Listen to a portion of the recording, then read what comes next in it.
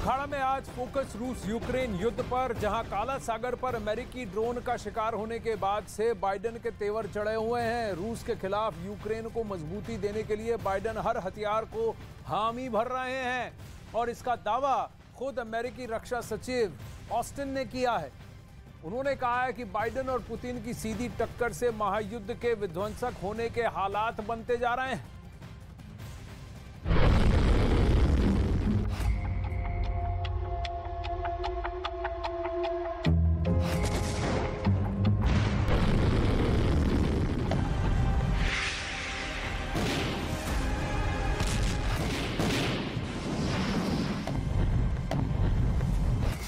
महायुद्ध में अमेरिका के हथियार यूक्रेन के लिए कवच बने हुए हैं।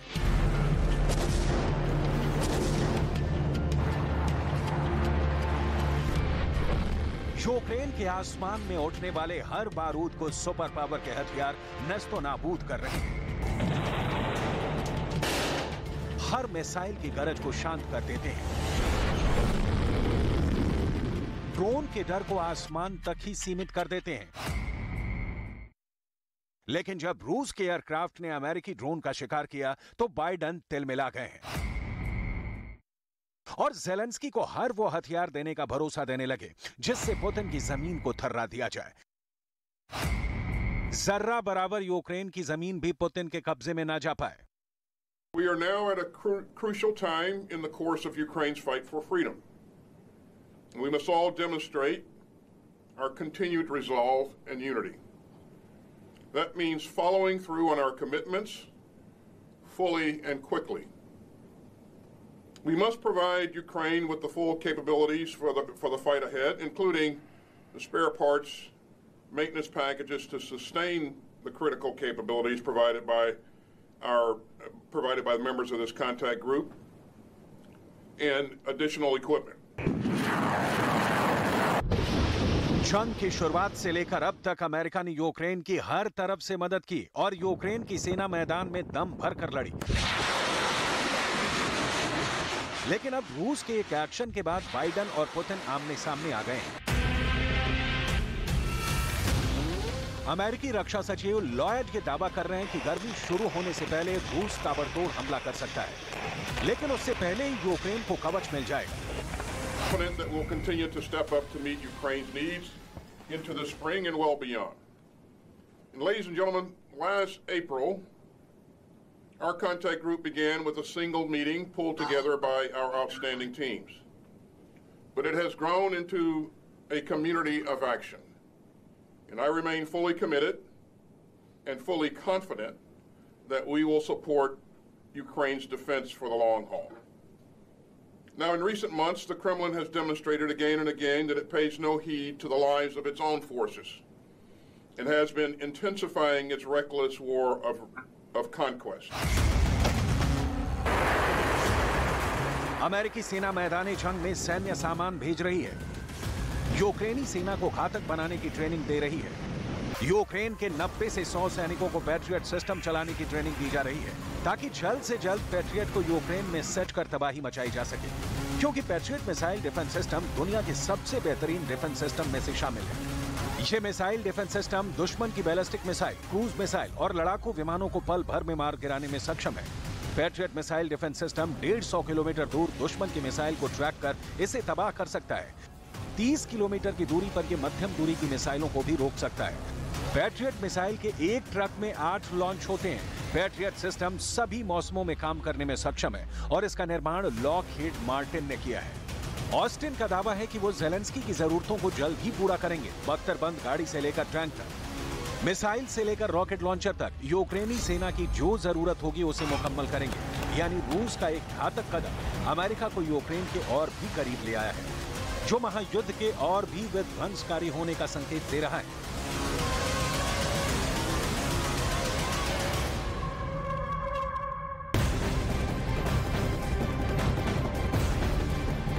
वहीं रूस और यूक्रेन के बीच जारी युद्ध के एक बड़ी खबर आ रही है। चीन के राष्ट्रपति शी जिनपिंग 20 मार्च को रूस के दौरे पर जाने वाले हैं। चीन के राष्ट्रपति शी जिनपिंग पुतिन के निमंत्रण पर 20 से 22 मार्च तक रूस की यात्रा पर जाएंगे। चीन के विदेश मंत्रालय के प्रवक्ता ने इसकी जानकारी दी है। इससे पहले चीन और यूक्रेन के विदेश मंत्रियों की बातचीत हुई।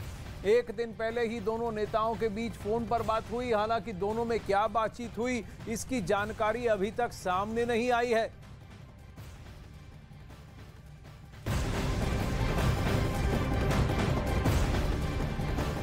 अब वहीं अमेरिका लगातार चीन पर आरोप लगा रहा है कि वो रूस में जानलेवा हथियारों की सप्लाई कर रहा है, लेकिन चीन इससे इनकार करता रहा है।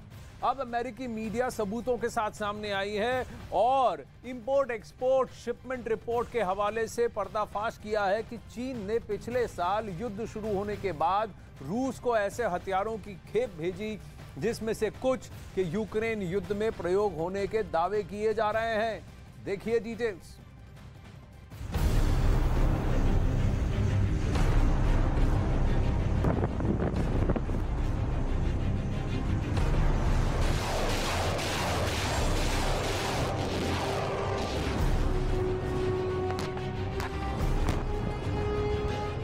पूर्वी यूरोप में यूक्रेन का मैदानी जंग और भी ज्यादा घातक होता जा रहा है और ये जंग अब छद्म रूप से ही सही विश्व युद्ध का केंद्र बनती जा रही है। महायुद्ध में अब चीन की एंट्री हो चुकी है। एक रिपोर्ट के मुताबिक यूक्रेन युद्ध में ड्रैगन के राइफल से गोलियां चल रही हैं।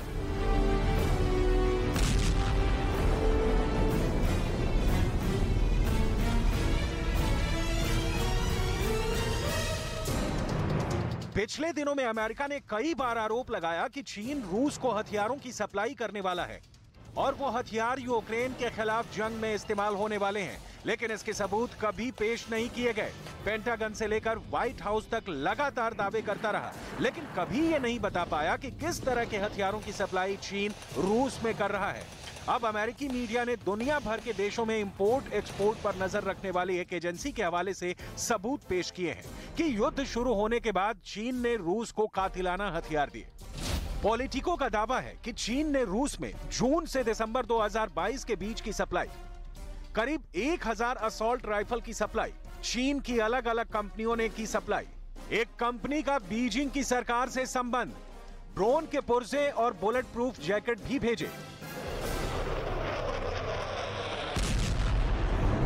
दावा किया जा रहा है कि ये पहले सबूत हैं कि चीन रूस को हथियारों की सप्लाई कर रहा है और ये सबूत ऐसे समय पर सामने आए हैं जब चीन के राष्ट्रपति शी जिनपिंग मॉस्को की यात्रा पर जाने वाले हैं और युद्ध शुरू होने के बाद पहली बार यूक्रेन के राष्ट्रपति वोलोदिमीर ज़ेलेंस्की से बात करने वाले हैं।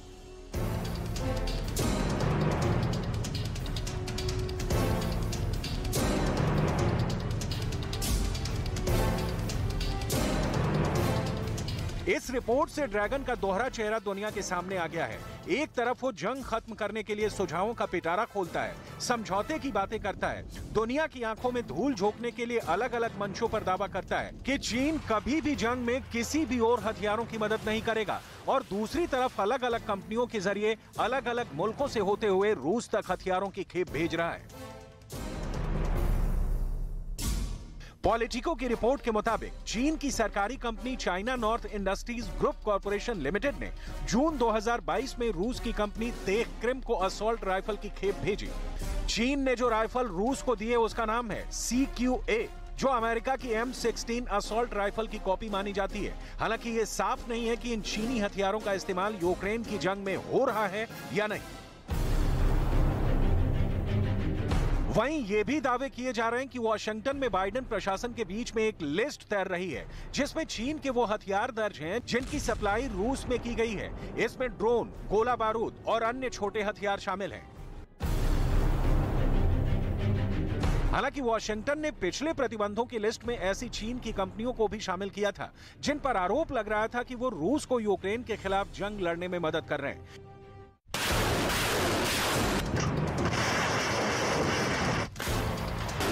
बीजिंग इस बात से इनकार करता रहा है कि वो यूक्रेन में रूस के लिए समर्थन बढ़ा रहा है। हालांकि चीन के कई बड़े अधिकारियों ने हाल ही में मॉस्को की यात्रा की है। आने वाले दिनों में राष्ट्रपति शी जिनपिंग भी मॉस्को पहुंचने वाले हैं और पश्चिमी मीडिया बार बार ये दावा कर रही है कि शी जिनपिंग और व्लादिमीर पुतिन में यूक्रेन को लेकर बड़ा ऐलान हो सकता है जिसमें हथियारों की डील भी शामिल हो सकती है।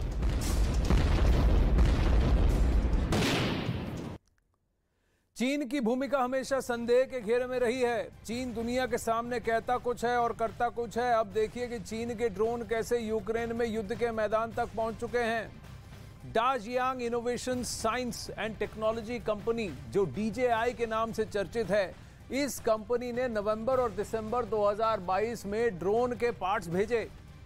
इस दौरान रूस की कंपनियों को चीन की कंपनियों से ड्रोन पार्ट्स की 12 शिपमेंट मिली। चीन की DJI कंपनी ने ड्रोन के पार्ट्स भेजे हैं। ड्रोन के कैमरे और बैटरी की सप्लाई भी की है। UAE के रास्ते रूस भेजे गए ये ड्रोन्स के पार्ट्स। 2021 में अमेरिका ने DJI पर प्रतिबंध लगाया क्योंकि DJI ने उइगर अल्पसंख्यकों पर नजर रखने के लिए चीन की सरकार को ड्रोन दिए थे। हालांकि चीन से रूस पहुंचे राइफल्स के बारे में अभी कोई स्पष्टता नहीं है कि वे युद्ध के मैदान में प्रयोग किए जा रहे हैं या नहीं, लेकिन यूक्रेन युद्ध में DJI के ड्रोन जरूर देखे गए हैं, वो भी एक बार नहीं बल्कि महीनों तक कई बार। चीन ने 12 टन बुलेट प्रूफ जैकेट्स भी रूस भेजे हैं। तुर्की के रास्ते ये बुलेट प्रूफ जैकेट रूस को सप्लाई किए गए हैं।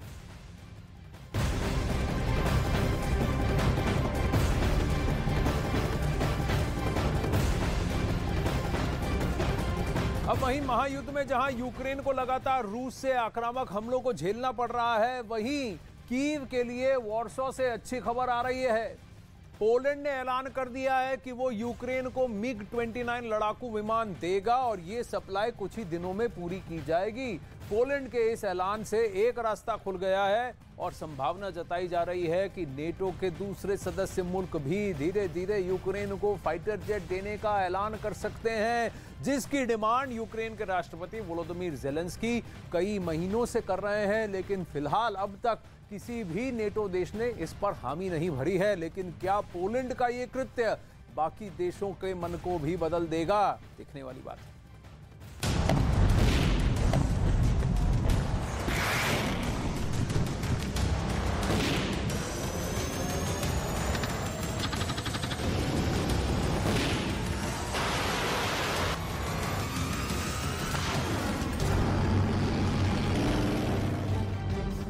युद्ध बहुत ज्यादा आक्रामक हो गया है। यूक्रेन में रूस के ताबड़तोड़ हमलों ने ज़ेलेंस्की की सेना को तोड़ दिया है। रूस इतना आक्रामक हो चुका है कि आर और पार की लड़ाई के लिए पूरी तरह से तैयार है। यही वजह है कि काला सागर के ऊपर रूसी जेट ने अमेरिकी ड्रोन को टक्कर मारकर गिरा दिया। पुतिन के इस रुख के साथ ही पूर्वी यूरोप के देशों में टेंशन बढ़ गई है, क्योंकि ये संकेत है कि पुतिन अब यूक्रेन की सीमाओं को लांघते हुए नेटो से पंगा लेने के लिए तैयार हैं।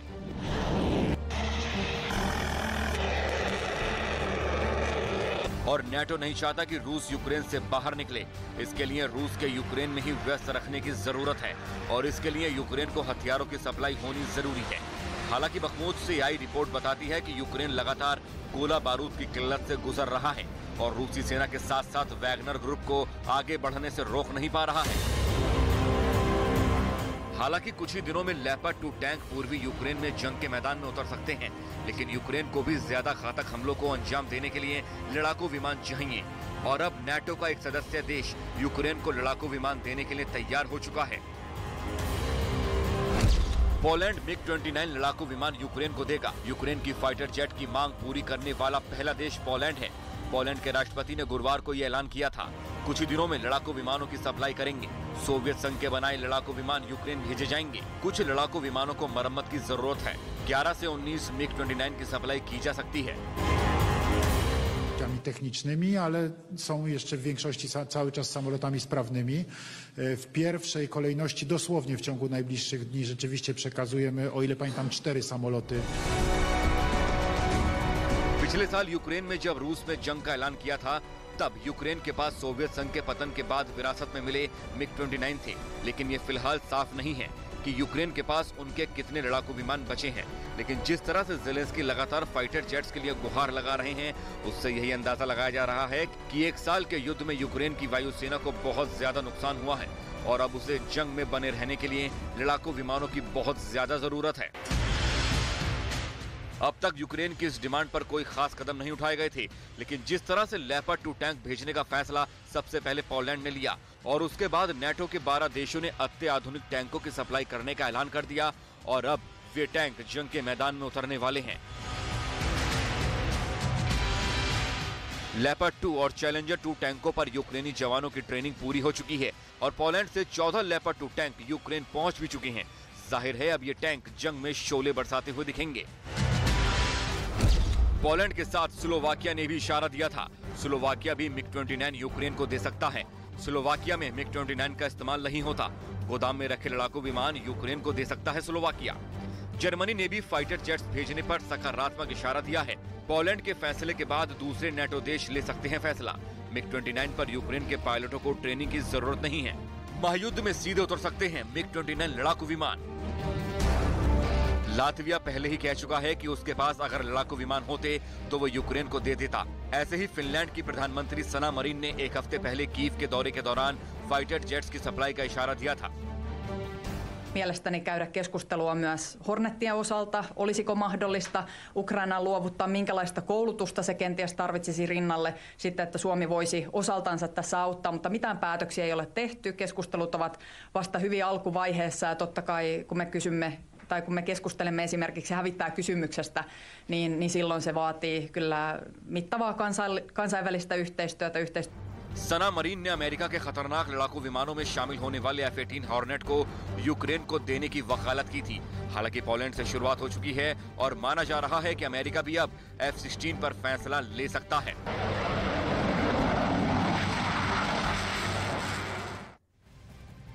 अब खबर है कि अमेरिका बहुत जल्द यूक्रेन को सबसे खतरनाक फाइटर जेट F-16 दे सकता है। अमेरिका के 8 सांसदों ने यूक्रेन को F-16 पर फैसला लेने के लिए दबाव भी बनाया है और इसके लिए अमेरिका के 8 सांसदों ने एक चिट्ठी लिखी है जिसके जरिए उन्होंने यूक्रेन को F-16 देने पर जल्द फैसला लेने की अपील की है। हालांकि अमेरिका की तरफ से अब तक इस पर कोई फैसला नहीं लिया गया है। इससे पहले अमेरिका की तरफ से एक कमेटी बनाई गई थी जिसमें अमेरिका और यूक्रेन के अलावा कुछ और देशों के नेता भी शामिल थे। इस कमेटी का काम ये था कि जंग में यूक्रेन की जरूरतें अमेरिका को बताई जाएं। दावा ये किया जा रहा है कि ये कमेटी पहले ही यूक्रेन को F-16 देने की सिफारिश कर चुकी है। इस बीच 8 सांसदों ने अमेरिका के रक्षा मंत्री लॉयड ऑस्टिन को चिट्ठी लिखकर यूक्रेन को जल्द से जल्द F-16 फाइटर जेट देने का दबाव बनाया है। हालांकि अमेरिकी सुरक्षा अधिकारी जॉन कर्बी ने फिलहाल F-16 देने से इनकार कर दिया है। इससे पहले भी अमेरिका यूक्रेन को एब्राम्स टैंक देने पर भी आनाकानी करता रहा है, लेकिन एब्राम्स टैंक यूक्रेन पहुंचने वाले हैं। F-16 पर भी क्या धीरे धीरे अमेरिका मन बनाएगा, देखने वाली बात होगी। आगे बढ़ते हैं। यूक्रेन के राष्ट्रपति वोलोदिमीर ज़ेलेंस्की की डिमांड लिस्ट में अमेरिका के घातक हथियार का नाम पहले से ही शामिल है। ये हथियार है अमेरिकी वायुसेना के सबसे घातक जंगी जहाज F-16। अमेरिका के F-16 को दुनिया का सबसे सफल फाइटर जेट माना जाता है। F-16 4th generation multi role fighter jet है और इसे फाइटिंग फैल्कन और वाइपर के नामों से भी जाना जाता है। F-16 की खासियत क्या है, आइए इसको समझने की कोशिश करते हैं। F-16 2400 किलोमीटर प्रति घंटे की रफ्तार से उड़ सकता है। F-16 की रेंज अगर आपको बताएं करीब 1000 किलोमीटर है और F-16 पर एयर टू एयर और air to surface missiles load की जा सकती हैं। तो ये एबिलिटी F-16 में मल्टी रोल एयरक्राफ्ट है। इसके अलावा ये परमाणु मिसाइलें ले जाने में भी सक्षम है। तो nuclear payload, surface to surface, surface to surface और एयर टू एयर मिसाइल्स, ये सब वो कर सकता है और 1000 किलोमीटर तक की इसकी रेंज है और 2.5 माक स्पीड तक ये उड़ सकता है। आगे बढ़ते हैं।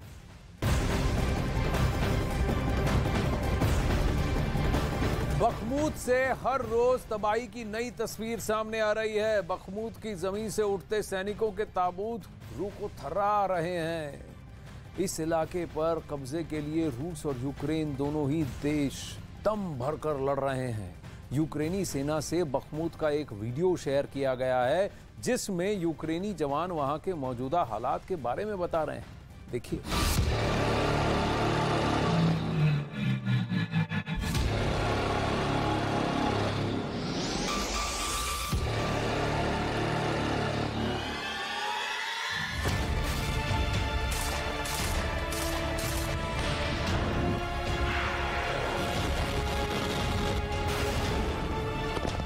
बखमूत में एक छोटी सी नदी अब महायुद्ध में नई फ्रंट लाइन बन गई है।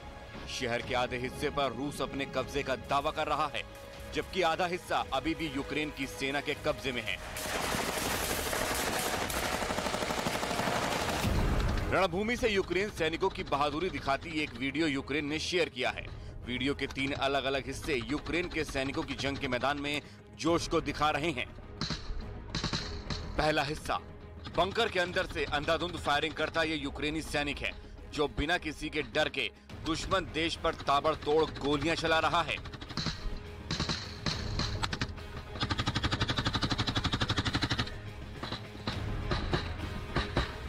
पूर्वी बखमूत में घुसपैठ की कोशिश कर रही रूसी सेना को धकेलने के लिए ज़ेलेंस्की के जवान मोर्चे पर डटे हैं। रूसी सेना पूर्वी डोनबास के बखमूत पर कब्जा करने के लिए महीनों से संघर्ष कर रही है।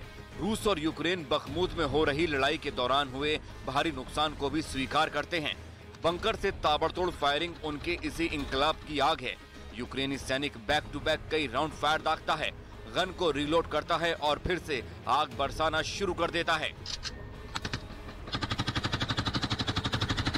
दावे के मुताबिक ये बखमूत के बाहरी इलाके का वीडियो है, जहां वॉलंटियर फर्स्ट असॉल्ट बटालियन के सैनिक मोर्चा संभाले हैं और ज़ेलेंस्की उनका जोश बढ़ा रहे हैं। І хочу сьогодні окремо подякувати Данії і за новий оборонний пакет для України, і за рішення про спеціальний фонд допомоги нашій державі обсягом 7 мільярдів данських крон. Це $1 мільярд США. Дуже вагомо, дуже потрібно. दूसरा हिस्सा, यूक्रेनी सेना पहले भी दावा कर चुकी है कि बखमूत के इस इलाके में दुश्मन से जंग के साथ साथ उनके सामने कई दूसरी चुनौतियां भी हैं। बखमूत में जिस दिन से जंग तेज हुई, शहर सुनसान हो गया है। बारूद से खाक मकान, मिसाइलों से तबाह सड़कें और दलदल नुमा ये मैदान जो यूक्रेनी टैंकों की कब्रगाह कहे जा रहे हैं। दलदल के इन रास्तों से ना तो यूक्रेनी जवान गुजर पा रहे हैं और ना ही उनके सैन्य सामान।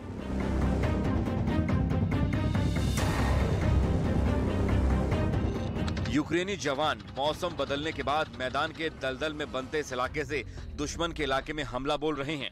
जिस नाले को काटकर यूक्रेनी जवानों ने खुद को बंकर तक पहुंचाने के लिए कवच सोचा था, वही उनके लिए परेशानी का सबब बन गया है। तीसरा हिस्सा, जंग के मैदान में ये तीसरी तस्वीर यूक्रेनी जवान की फिक्र को धुएं में उड़ाने वाली है। बखमूत इस वक्त जंग का मेन केंद्र है। ऐसे में यूक्रेनी सैनिक मोर्चे पर डटे अपने साथी सैनिकों के साथ वक्त को जी रहे हैं।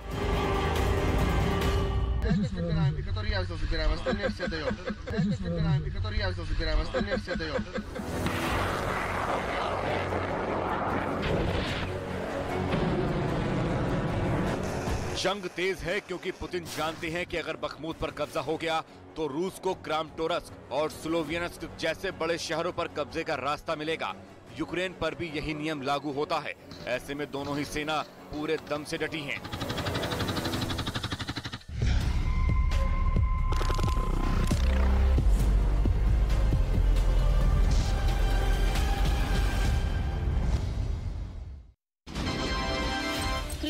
रेलवे, अर्थव्यवस्था ट्रैक पर है, या सोशल मीडिया प्लेटफॉर्म, चाय की या एड्रेसेस की दुकान, पार्क का बेंच या डिनर टेबल, कुछ नहीं पता। यहाँ बहस कहीं भी छिड़ जाती है लेकिन नतीजे तक पहुँचती है सिर्फ देश के उस मंच पर जहाँ सबसे बड़ी हस्तियाँ रखती हैं अपना नजरिया।